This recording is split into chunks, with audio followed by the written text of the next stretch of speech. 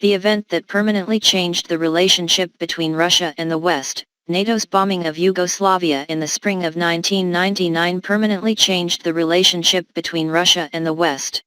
On March 24, 1999, she was born. Actress Elena Milincic is at home with her sister and a friend in Belgrade. Suddenly, the quiet evening was interrupted by the sound of an air raid siren. The girls quickly hid under the table. It wasn't the safest place, but they were lucky that their place wasn't attacked. For the next 77 days, these girls and other Belgrade residents frequently had to hide to avoid bombs. The airstrikes were part of NATO's military campaign against Yugoslavia, which then included only Serbia and Montenegro. NATO's excuse: the Kosovo problem has existed for centuries. Located in southwestern Serbia on the border with Albania, the Kosovo region is home to two Balkan ethnic groups, Serbs and Albanians. Serbs consider this region an important part of the country's history and culture. However, Albanians have also lived there for centuries. By the time Yugoslavia began to disintegrate, from the early 1990s when the federal state gradually broke up into separate states, the population in Kosovo was about 75% Albanian and 20% Serb. The remainder are Roma and other minorities. In 1991, Kosovo held a referendum on independence and presidential elections. Yugoslavia did not recognize the new state, but in reality the region had seceded.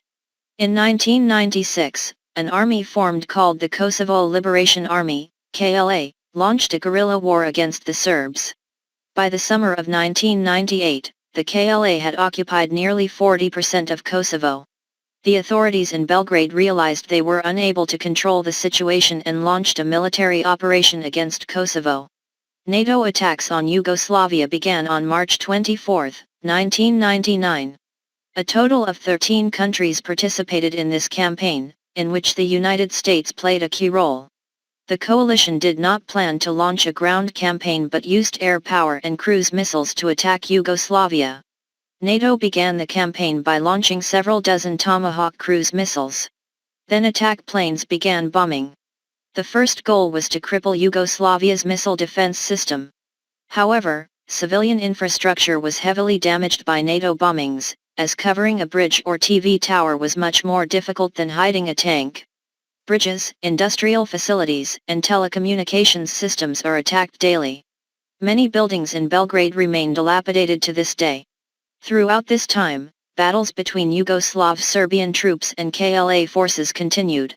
Several dozen volunteers from Russia participated in the fighting and at least 3 people were killed. At that time, Russia was going through very difficult economic times and its support for Yugoslavia was only symbolic. After NATO began airstrikes, Yugoslavia wanted to join the alliance between Russia and Belarus, but Russian President Boris Yeltsin blocked the initiative. Thousands of people protest at the U.S. Embassy in Moscow every day. Other than voicing opposition, Russia can't really do anything to stop NATO's campaign. On June 1, 1999, President Milosevic agreed to all NATO demands. Military coalition peacekeepers entered Kosovo and Yugoslav troops withdrew from the area. For several years, negotiations over the status of the region have yielded no results. In 2008, Kosovo declared independence and was recognized by most Western countries. A few years after the events of 1999, Montenegro peacefully separated from Yugoslavia and the name Yugoslavia no longer existed on the map. President Slobodan Milosevic was overthrown in 2000 due to unrest in Belgrade and secretly extradited to the International Criminal Court in The Hague.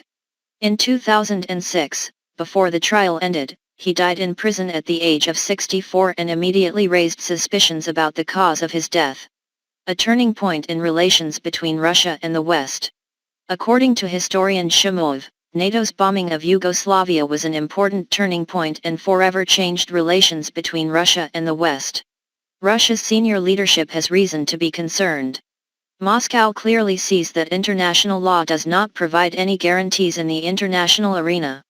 Yugoslavia was destroyed without any serious basis, simply because Western politicians decided so. The country lost part of its territory and the separated lands were subjected to ethnic cleansing while the West turned a blind eye. All of this is done under the guise of a rules-based international order. Territorial integrity is considered one of the inviolable principles of international law, but it is also trampled upon.